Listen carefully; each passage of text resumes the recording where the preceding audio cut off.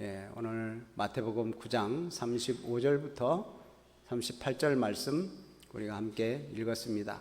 한 영혼을 살리기 위해라는 제목으로 같이 은혜를 나누고자 합니다. 하나님께서 교회를 세우신 이유는 다른 거 없습니다. 영혼들을 인도하라고, 죽은 영혼들을 살리라고 하나님께서 교회를 세우셨습니다. 늘 푸른 교회 하나님께서 세우신 거예요. 그래서 이제 우리는 그 사명을 세상 끝날까지 감당해야 됩니다. 그래서 이제 한 달도 못 남았지만 새생명 축제를 준비하고 있습니다. 여러분, 새생명 축제를 준비하면서 이제 생각하실 수 있을 거예요. 2년 동안 코로나 때문에 전혀 생각해 보지도 못할 정도로 그렇게 우리 교회가 많이 문을 닫아야 되고 또 그런 활동들을 할 수 없는 그런 상황에 있었습니다. 지금도 어떻게 보면 걸림돌이 좀 있어요. 코로나라고 하는 것이 아직 끝나지 않았기 때문에. 그러나 이런 걸림돌이 있지만 그래도 주님의 사명이니까 우리가 이 사명을 잘 감당하면서 나아가시기를 바랍니다. 그래서 이제 우리가 흔히 이런 일들을 하면 전도할 사람이 없다, 또 코로나 때문에 올 사람이 없다, 우리가 이렇게 말하죠.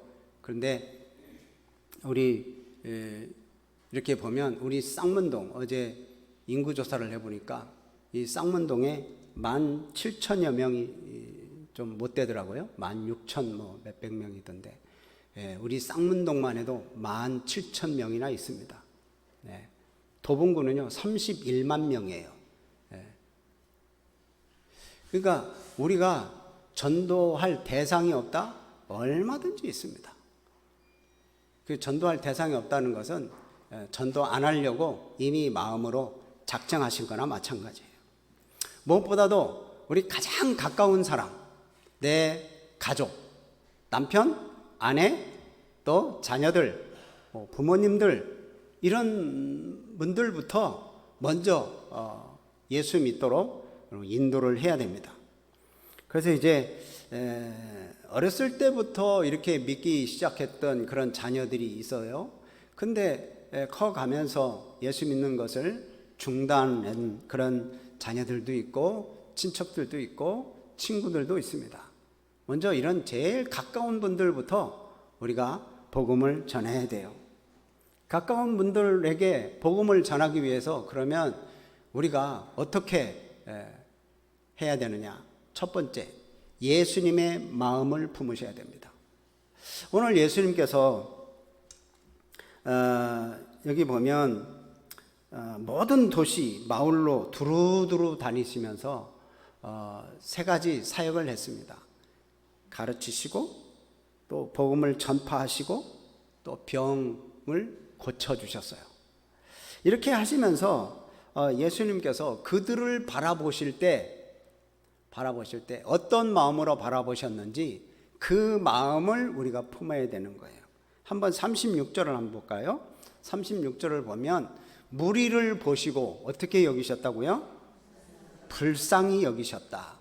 이 불쌍히 여기셨다라는 말을 원어로 보면 긍휼히 여기셨다, 그런 뜻입니다.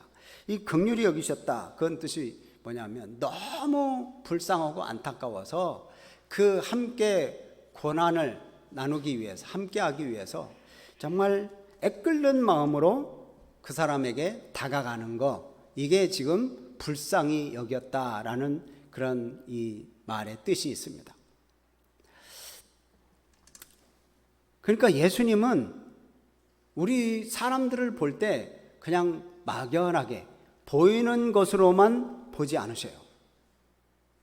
그냥 막연하게 불쌍하게 보는 게 아닙니다.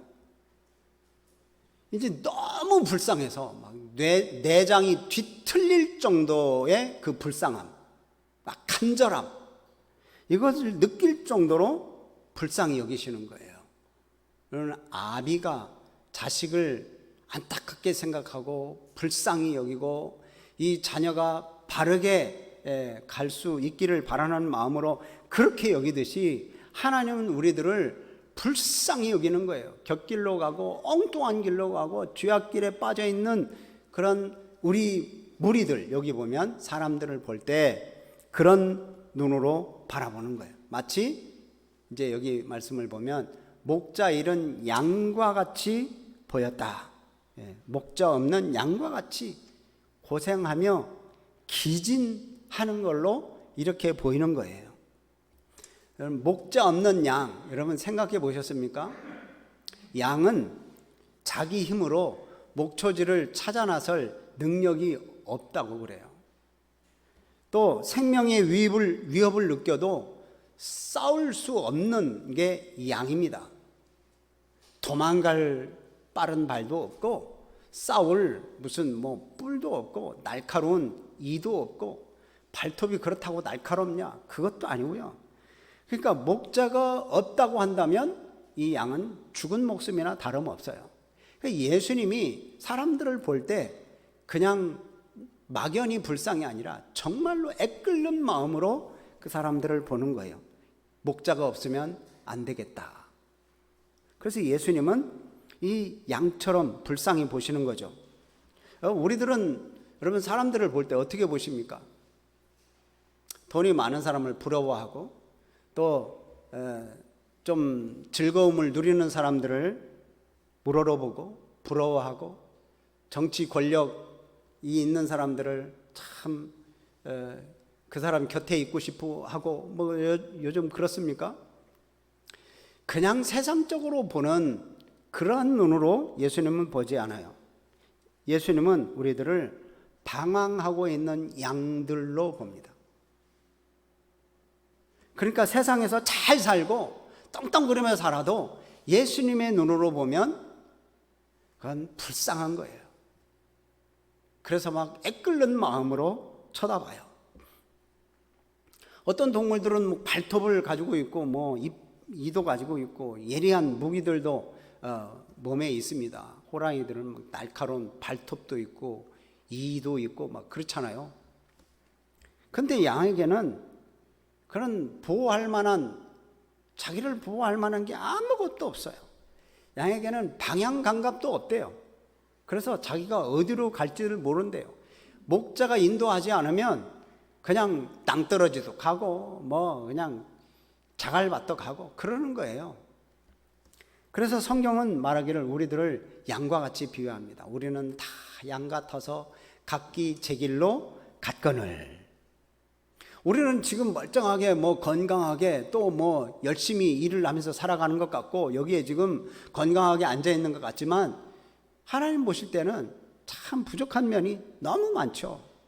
근데 이 문제들을 해결할 수 있는 딱 한 가지 방법이 있습니다.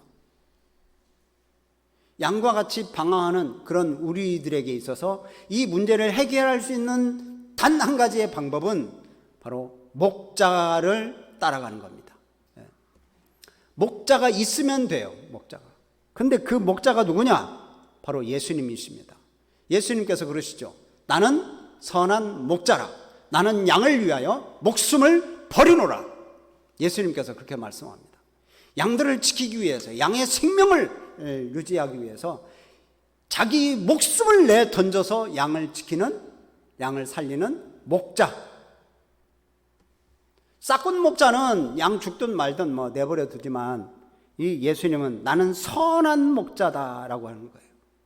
여러분, 이 시대에 하나님께서 쓰시고자 하는 사람, 하나님께서 부르시는 일꾼, 여러분 그 사람은 바로 이 목자와 같은 마음을 가진 거예요. 예수님과 같은 마음.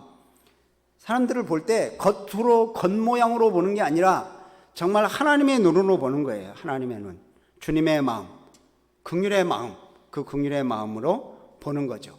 이런 눈으로 바라보시는 분이 예수님인데 히브리서 말씀을 보면 예수님은 대제사장으로 그렇게 표현을 합니다. 대제사장이라고 그래요. 여러분, 제사장이 하는 일이 뭡니까? 대부분 제사를 지내고 또 관리하고 그 다음에 교육을 담당하고 하는 일들입니다. 근데 주로 그 중에 하는 일은 중보 역할을 합니다. 우리 많은 백성들이 하나님 앞에 범죄했으니까 그 죄를 용서해 주세요. 이 문제를 해결해 주세요. 라고 하나님 앞에 도우미 역할을 하는 거예요. 중보의 역할을 하는 것이 제사장이에요. 그러면 그냥 중보의 역할을 잘 하려면 제사장이 어떤 마음을 품어야 됩니까? 이 백성들을 긍휼히 여기는 마음. 하나님, 이 백성이 너무도 범죄하고 너무도 죄악을 졌고 하나님을 등지고 살았습니다. 그래서 그 아픈 마음을 절절히 느끼면서 하나님 앞에 기도하는 그런 사람이 정말 이 대제사장의 중보 역할을 하는 거 아니겠어요? 그 역할을 정말로 감당 잘하시는 분이 바로 예수님이시라는 거예요. 그 예수님은 그래서 히브리서 4장 15절 말씀에 그렇게 말하죠. 우리에게 있는 대제사장은 우리의 연약함을 동정하지 못하실 리가 아니다 기다. 아니다. 그러니까 이 얘기는 뭡니까? 우리를 충분히 이해하신다는 거예요. 우리의 연약함, 우리의 늘 넘어지고 쓰러지는 그러한 죄악된 삶, 충분히 우리의 연약함을 이해하시고 충분히 도와주실 수 있는 분, 그분이 예수님이시라는 거예요. 그러니까 예수님이 우리들을 바라볼 때 참 불쌍히 여기시는 거예요. 그래서 긍휼의 눈으로 애타는 마음으로 우리들을 바라봐요. 여러분, 우리들도 주님의 마음을 품으시기를 바랍니다. 주님처럼 같이 아파하고 같이 눈물을 흘리고 같이 웃고 같이 힘을 내는 그런 우리의 이 예수님의 마음을 우리가 가져야 돼요. 그 예수님은 그렇게 불쌍히 여기는 마음으로 복음을 전파했어요. 여기 말씀을 보면 우리가 35절 말씀을 한번 보세요. 35절 보면 이렇게 되어 있습니다. 예수께서 모든 도시와 마을에 두루 다니사 그들의 회당에서 어떻게 하시고 가르치셨다. 또 천국 복음을 전파하셨다. 그런 다음에 모든 병과 모든 약한 것을 어떻게 하셨다? 고치셨다. 여기서 세 가지 예수님의 사역이 보입니다. 가르치시고 전파하시고 그 다음에 어떻게 해요? 고치셨다. 자, 웬만하면 우리들은 이렇게 이제 고친 것에 대해서 더 관심을 많이 갖죠. 예수님은 치유의 능력이 있다라는 것을 보여주려고 이걸 치유를 강조하신 게 아니라 이 고치신 사역을 제일 나중에 지금 기록해 놨어요. 처음에 뭘 하셨어요? 가르치시고 전파하셨어요. 그 다음에 고치셨어요. 이것은 예수님이 무슨 치유의 능력이 있다고 이걸 드러내려고 하시는 목적이 아니에요. 예수님이 누구신가라는 것을 말씀하시려고 가르치시는 거예요. 그리고 구원의 복음을 알리고자 전파하시는 거예요. 그런 다음에 치유의 일들을 하고 계세요. 여러분, 예수님이 무슨 고치는 병 고치려고 이 땅에 오신 게 아닙니다. 예수 그리스도의 복음, 예수님 믿고 하나님 나라를 전하려고 이 땅에 오셨어요. 주의 사랑을 전하시려고 이 땅에 오셨어요. 그래서 예수님은 가르치시는 것부터 하신 거예요. 자, 예수님은 그러면서 이 땅에 추수할 것들이 너무 많은데 일꾼이 없어서 안타까워 하십니다. 37절 말씀을 보면 그러죠. 여러분, 추수할 것은 많되 일꾼이 적다. 안타까워 하세요. 이사야 6장 말씀을 보면 하나님께서 그러시죠. 자, 내가 누구를 보내며 누가 우리를 위하여 갈 것인가? 이렇게 안타까워할 때 이사야가 손을 번쩍 듭니다. 내가 여기 있습니다. 나를 보내소서. 여러분, 이 이사야의 고백처럼 우리들도 예수님이 이렇게 안타까워하실 때, 지금 출소할 것은 많은데 일꾼이 없다고 안타까워하실 때, 주님, 내가 여기 있습니다. 내가 전도하겠습니다. 이게 예수님의 마음이고 이게 하나님의 마음이에요. 여러분, 무엇으로 하나님을 기쁘시게 하겠습니까? 우리도 이제 예수님의 마음을 가지고 전도해야 돼요. 예수님의 그 불쌍히 여기는 그 마음. 불쌍히 여긴다라는 그 마음이 어떤 마음인지 조금 더 알려면 누가복음 10장 말씀을 보면 그 마음을 좀 압니다. 거기 누가복음 10장 말씀 보면 강도 만난 사람의 이야기가 나옵니다. 그 보면 제사장도 그 사람을 그냥 지나가고 레위인도 지나가고 마지막에 사마리아인이 지나갔을 때 그 강도 만나서 거반 죽어 있는 그 사람을 보고 불쌍히 여겼다 그랬어요. 불쌍히 여겨. 그러면 불쌍히 여기서 그럼 마음만 불쌍히 여기면 됩니까? 이 사람의 하는 행동을 누가복음 10장 말씀을 보면 가까이 가서 기름과 포도주를 붓고 상처를 쌓아매고 짐승에 태워가지고 이제 숙소에 가가지고 데리고 가서 돌봐주기까지, 더군다나 2데나리온을 그 주인에게 주면서 이게 부족하면 내가 돌아올 때 또 주겠습니다. 이렇게 하는 게 불쌍히 여기는 마음인 거예요. 그냥 마음만 불쌍히 여긴다, 이게 아닌 거거든요. 여러분, 예수님의 마음으로 보고 하나님의 눈으로 보면 불쌍히 여기는 그런 마음을 가질 수 있는 거예요. 여러분, 우리가 그런데 멀쩡하게 사는 사람 불쌍하게 보는 거, 이거 쉽지 않습니다. 나보다 더 잘 살고 나보다 훨씬 훌륭하고 나보다 지식도 많고 나보다 훨씬 똑똑한 그 사람을 내가 불쌍히 볼 수 있다는 거, 이거 쉽지 않습니다. 하나님의 마음으로 보지 않으면 불쌍히 볼 수가 없어요. 근데 하나님의 눈으로 보면, 자, 저 사람이 하나님을 모르고 저 사람이 하나님과 원수가 되어 가는구나 라는 것을 알게 되고 보게 되죠. 또 저 사람이 지금 죽음과 심판 앞에 서 있다는 것을 모르고 온갖 죄악들을 다 저지르고 있다는 것이 보이기 시작하는 거예요. 그게 이제 하나님의 눈으로 보면 보이기 시작해요. 앞으로 심판이 기다리고 있는데도 모르고 앞으로 죽음이 기다리고 있는 줄도 모르고 온갖 죄악들을 다 범하고 살아가는 그 모습이 이제 보이기 시작하는 거예요. 잘 사는 사람은 잘 사는 것 때문에 거짓을 행하고, 못 사는 사람은 못 산다고 그래서 거짓을 행하면서 잘 살아보려고 그렇게 행하고, 자기 앞에 어떠한 운명이 기다리고 있는지도 모르고 그냥 온갖 죄악 가운데 빠지고 사탄이 시키는 대로 다 행하는 그런 일들이 이제 하나님의 눈으로 보면 보이는 거예요. 그래서 세상을 바라보는 눈은 바로 예수님 눈으로 보는 것처럼 불쌍히 여기는 마음이 있어야 돼요. 여러분, 이 마음은 그냥 생기는 게 아닙니다. 하나님의 마음을 품어야 돼요. 그렇지 않으면 내 가족 예수 안 믿어도, 내 친척 예수 안 믿어도 뭐 별 느낌도 없어요. 별 안타까움도 없어요. 불쌍히 여기는 마음, 긍휼히 여기는 마음이 없어요. 뭐 그러나 보다.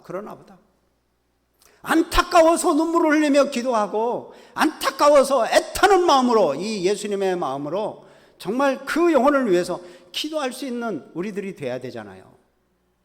찬송가 522장 보면 찰스 웨슬리가 찬송하는 그 찬송이 있습니다. 웬 말인가?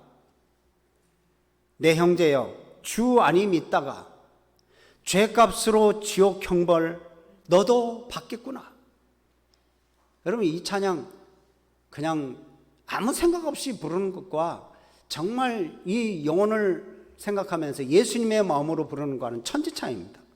그 담화에 보면 웬 말인가 내 형제여 마귀만 쫓다가 그 마귀가 지옥 갈 때 너도 가겠구나.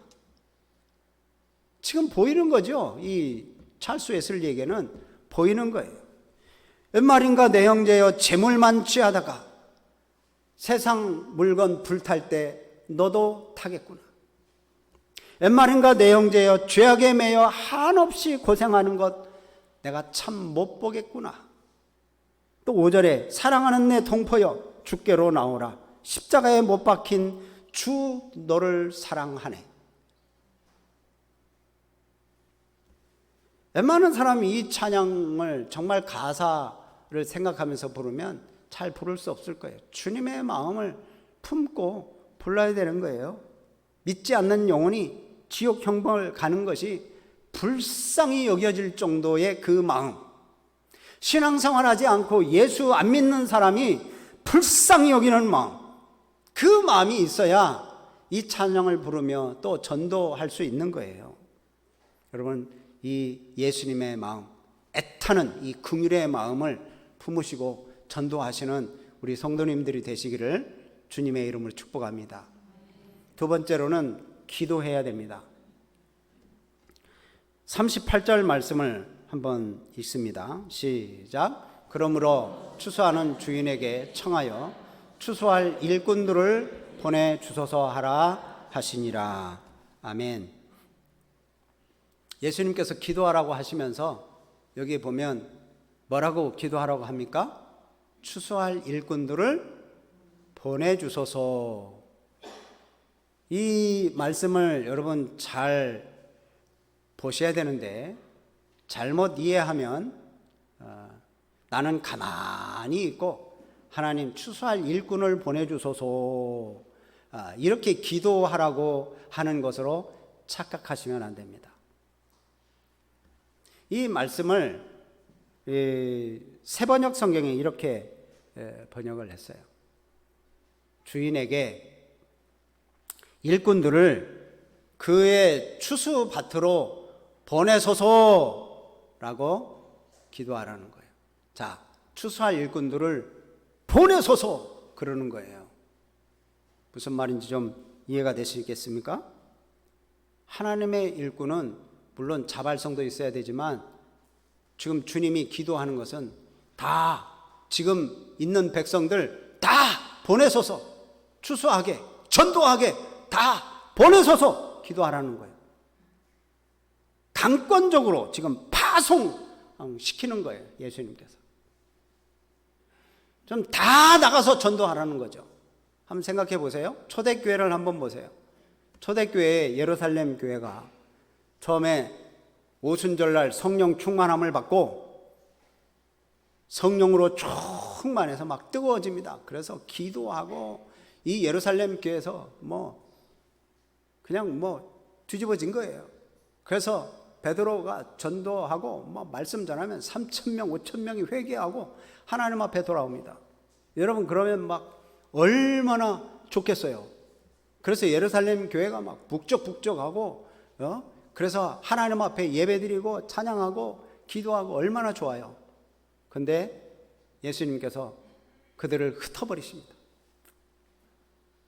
왜요? 복음 전하라고. 너희는 가서 모든 족속에게 아버지와 아들과 성령의 이름으로 내가 너에게 가르친 모든 것을 가르쳐 지키게 하라. 그래서 세상 모든 민족에게 복음을 전하라는 거예요. 복음을. 그런데 예루살렘 교인들은 여기가 좋사오니, 그래서 지금 예루살렘 교회 성령 충만하고 은혜 충만하고 복음 전하니까 사람들이 모여들고 그래서 북적북적하니 좋은 거예요. 근데 거기가 좋다고 가만히 앉아 있으니까 하나님께서 흩트기 시작합니다. 그래서 핍박이 와요. 핍박. 예루살렘 교회에 핍박이 와서 다 흩어지게 만들어요. 복음 전하라고 하는데 복음 전하지는 않고 그냥 제자리에 앉아 있으니까 가만히 앉아 있는 거예요. 하나님께서 흩어버리시는 거예요. 여기서 추수할 일꾼들을 보내소서라는 이 말씀은 추수할 일꾼들을 파송하는 겁니다. 내쫓아 보내는 거예요. 강권적으로 지금 좀 보내는 거예요. 이런 기도를 하라라고 예수님이 하시는 말 뜻은 무엇이겠습니까? 너희 스스로 일꾼이 되도록 해라. 그런 뜻 아니겠어요? 우리 스스로 일꾼이 되라는 거예요. 우리는 가만히 앉아서 쉽게 일꾼된 사람들을 얻으려고 하는 교회.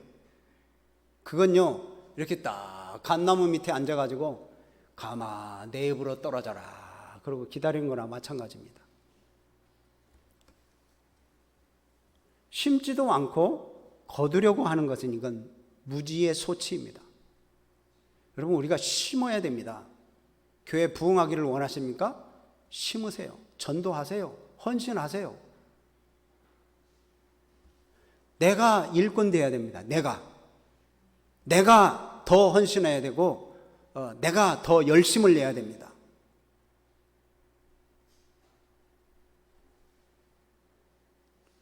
우리가 참된 일꾼을 얻는 가장 좋은 길은 관람객으로 있던 우리 성도들이, 그냥 쳐다보고만 있던 우리 성도들이 회개하고, 아까 이사야가 얘기한 것처럼 주님, 내가 여기 있습니다. 나를 쓰세요.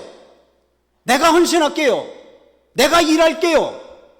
그렇게 앞으로 나아가는 거예요. 그게 변화된 삶이에요. 나는 빠질게요. 나는 힘 없어요. 나는 능력 없어요. 나는 지식도 없고요. 나는 돈도 없고요. 나는 무능하고요. 나는 바빠요. 그럼 평생 교회 부흥 안 됩니다.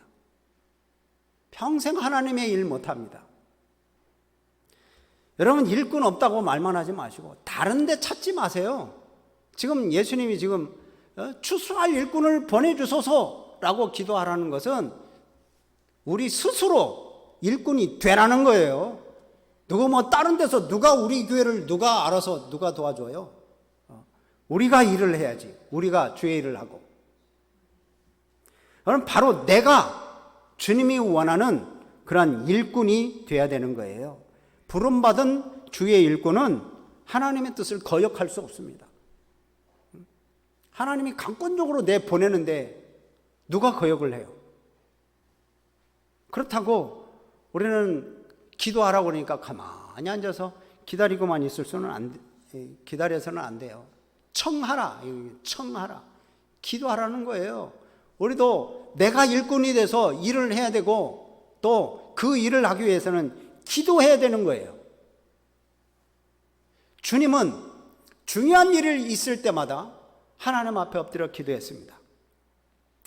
마가복음 1장 35절부터 39절 말씀 보면 그냥 이제 늘 그렇게 한적한 곳에서 기도하시다가 내가 다른 마을도 가야 되겠다. 왜? 거기 가서도 전도해야 되니까. 그래서 그렇게 말씀하세요. 자, 우리가 다른 마을, 가까운 마을들로 가자. 거기서 전도하리니. 예수님은 전도하려고 기도하셨어요. 또 예수님은 십자가를 지시기 위해서 겟세마네 동산에서 땀방울이 핏방울 같이 되도록 그렇게 하나님 앞에 기도했습니다. 저와 여러분들을 살리기 위해서 온 세상, 온 인류를 살리기 위해서 예수님이 십자가를 지셔야 되는데 그 일을 위해서 땀방울이 핏방울이 되도록 기도했어요. 여러분, 우리가 한 영혼을 전도하기 위해서 예수님이 이렇게 기도한 것처럼 우리들도 좀 땀을 좀 흘려야 됩니다. 땀. 기도도 안 하지요. 전도도 안 하지요. 그러면서 우리가 잘 되기를 바라고 그냥 좀 커지기를 바라고, 이건 욕심이고요. 이건 땀을 흘려야 열매를 거둔다고 말씀하시잖아요. 우리도 한 영혼을 살리기 위해서 여러분 기도해야 됩니다. 하나님께서 우리에게 전도하라고 강권적으로 내쫓아 보내시잖아요. 여러분, 우리에게 한 달 동안 우리 하나님께서 우리를 내쫓아 보내십니다. 전도하라고. 10월 16일까지. 여러분, 한 달입니다. 기도로 싸워야 됩니다. 영적인 싸움이에요. 여러분, 오늘 주보에 보면 기도 카드가 들어있을 것입니다. 앞뒤로 이렇게 넘기시면서 수시로 가지고 다니시면서 기도하세요. 늘 기도하시고, 또 9월 26일부터 10월 7일까지 특별 새벽기도 2주간 있습니다. 여러분, 이 기도의 싸움을 싸우지 않으면 이길 승산이 없어요. 우리의 힘으로는 못 이겨요. 그러니까 기도하면서 십자가의 사랑이 그 전도 대상자의 그 마음 가운데 그 십자가의 사랑의 화살이 꽂힐 수 있도록 그렇게 여러분 간절하게 기도하세요. 마음이 열리도록, 발걸음이 주님께 향할 수 있도록 기도하셔야 됩니다. 그럼 지금부터 기도하세요. 다음 주부터 새벽 기도니, 다음 주부터 하지 뭐 그러지 마시고, 여러분 지금부터 기도하시고, 이름을 부르면 날마다 틈나는 대로 그 기도 제목 카드를 보면서 여러분 새가족 새생명 축제를 위해서 여러분 기도하셔야 됩니다. 이건 영적 싸움이에요. 하나님은 좋아하시지만 사탄은 되게 싫어합니다. 그래서 늘 우리를 방해하고 전도 못하게 만들고 하나 되지 못하게 만드는 게 사단이에요. 나는 연약해, 나는 부족해 그러지 마시고, 여러분 우리 하나님은 연약한 사람을 더 잘 쓰세요. 넉넉하고 뭐 있어서 교만한 사람 하나님은 안 쓰세요. 부족해도 괜찮아요. 연약해도 괜찮아요. 우리 하나님이 능력이 있잖아요. 우리 하나님이 계시잖아요. 하나님은 우리는 부족해도 연약해도 다 쓰실 수가 있습니다. 우리를 다 쓰실 수가 있습니다. 여러분 쓰임 받으시기를 주님의 이름으로 부탁을 드립니다. 자, 오늘 말씀을 정리합니다. 한 영혼을 살리기 위해서 우리 예수님의 마음을 가져야 됩니다. 불쌍히 여기는 마음. 세상에 잘 살고 권위 있고 그런 거 지식 있고 그런 것을 보면은 불쌍히 여기는 마음을 가질 수가 없어요. 주님의 마음으로 보셔야 됩니다. 그리고 또한 하나님은 우리에게 강권적으로 전도하라고 내쫓아 보내신다는 사실을 인정하시고 늘 어디에 가서나 전도하셔야 돼요. 오늘 나가실 때 전도지 받으실 겁니다. 전도지 받으셔서 가서 정말 소중한 이 한 장 한 장 소중하다 생각하고 전도지로 전도하세요. 그 사람이 듣든 안 듣든 하나님 앞에 기도하고 계속 전도하시기를 바랍니다. 그래서 이제 그 일을 하고 우리가 영적인 싸움을 싸워야 돼요. 그건 기도로 싸울 수밖에 없어요. 기도하셔야 됩니다.